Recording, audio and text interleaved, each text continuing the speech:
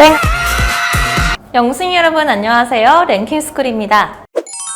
세상 살기 점점 더 힘들어지는 요즘이죠. 출생률은 나날이 줄어들고 물가는 갈수록 오르고 내 집 마련은 하늘의 별 따기. 누구랄 것 없이 모두가 힘들다지만 그 중에서도 학생들의 고충이 가장 남다를 것 같네요. 앞에서 세상을 이끌어가는 어른들과 달리 아직 힘없는 학생들은 원하든 원하지 않든 시대의 흐름에 그대로 끌려갈 수밖에 없어 상대적으로 어려움을 더 크게 느끼는 경우가 많기 때문인데요. 거기에 또래들과 늘 붙어 지내는 특성이 더해져서일까요? 같은 어려움을 겪는 특정 연령대, 학번 간에 유독 끈끈한 동지애가 형성될 때가 많습니다. 실제로 네티즌들 사이에서도 우리가 가장 힘들었다, 아니다, 우리가 제일 고생했다 하며 일명 불쌍한 학번 경쟁이 펼쳐지는 걸 자주 목격할 수 있는데요. 오늘은 과연 몇 년생이 가장 불쌍할까? 역대 최악의 학번 탑3에 대해 알아볼게요. 3위 1, 2학번. 우리나라의 고등학생들을 웃게도 울게도 만드는 수능시험. 많은 참고서와 문제집이 있지만 아무래도 전년도 기출 시험 문제를 바탕으로 공부를 하게 되는 경우가 많은데요. 이 귀중한 전년도 기출 문제를 볼 수 없었던 학번이 있습니다. 바로 1, 2학번이죠. 2011년은 수능시험에 많은 변동사항이 있던 해였는데요.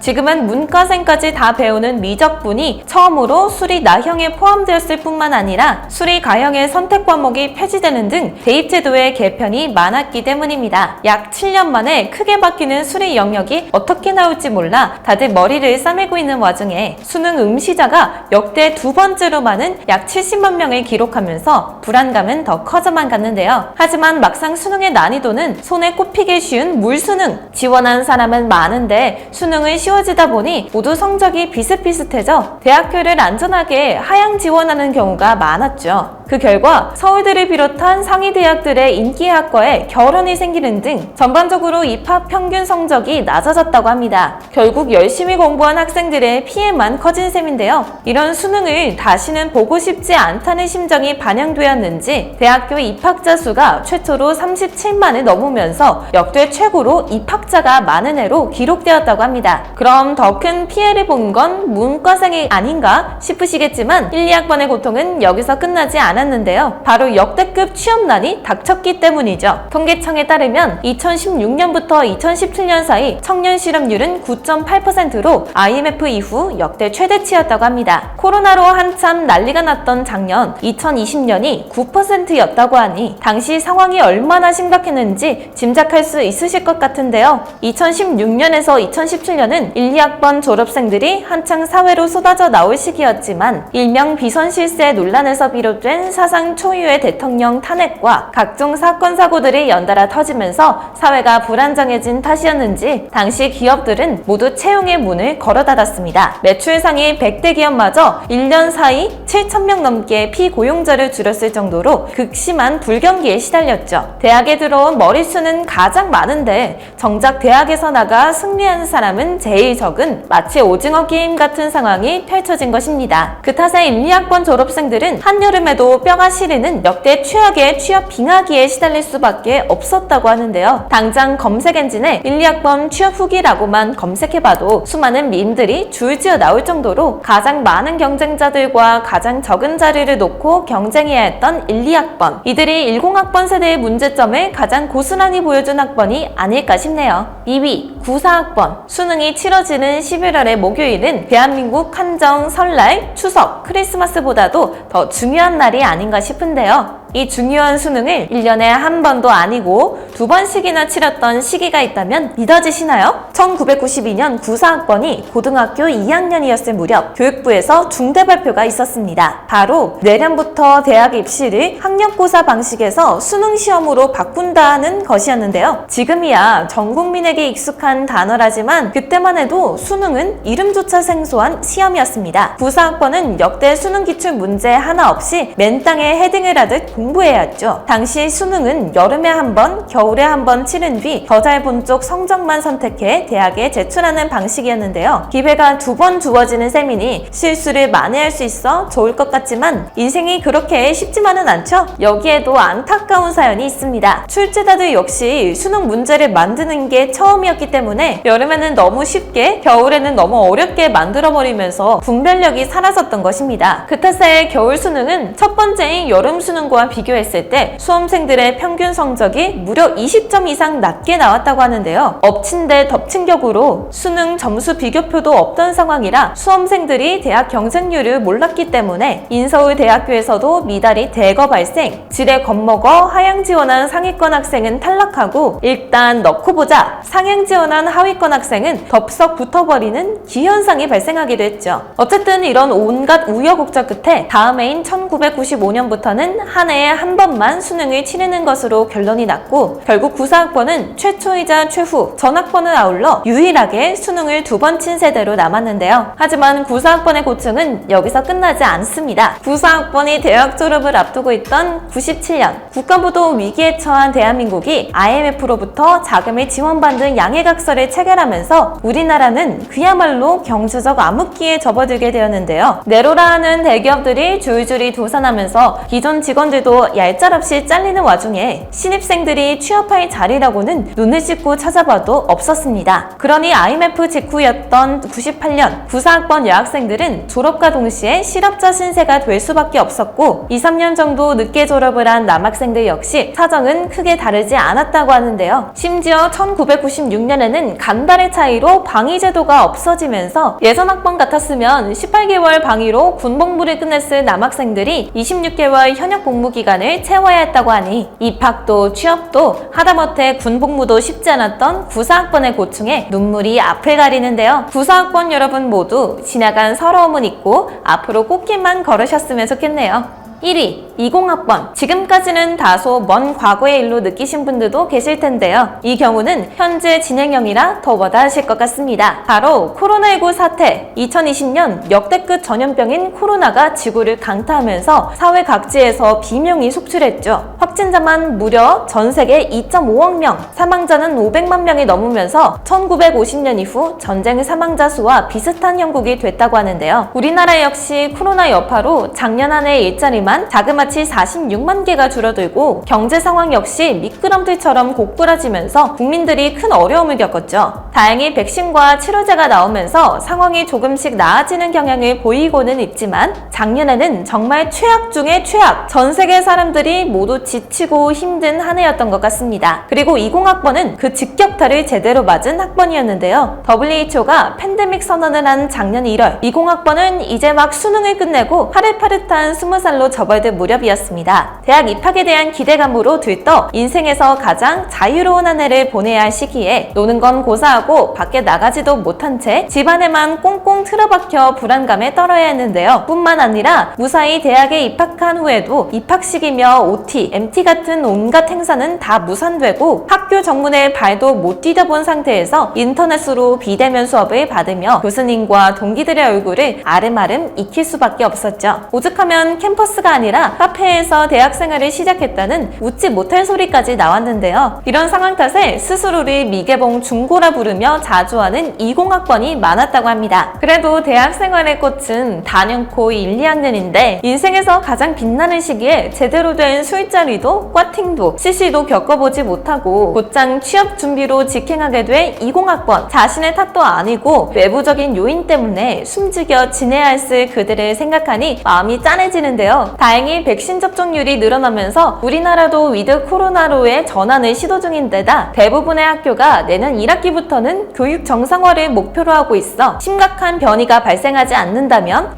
2022년부터는 전면 대면 수업이 가능할 것으로 보이니 4년제 대학을 다니는 학생들에게는 그나마 희망이 남아있다지만 2년제에 진학한 20학번들은 곧 졸업을 앞두고 있다고 합니다. 띠로리. 아니 사이버 대학에 입학한 것도 아닌데 학교에 가보지도 못하고 졸업이라니 이게 말이 되나요? 그나마 1년이라도 대학 생활을 체험해본 19학번이나 새내기 때 대면 수업을 받아보기라도 한 21학번과 달리 코로나가 터지는 것과 동시에 성인이 되어 별다른 축복도 받지 못하고 이렇다 할 가이드라인도 없이 대학 생활을 겪어야 했던 20학번. 정말이지 비운의 학번이 아닐 수 없습니다.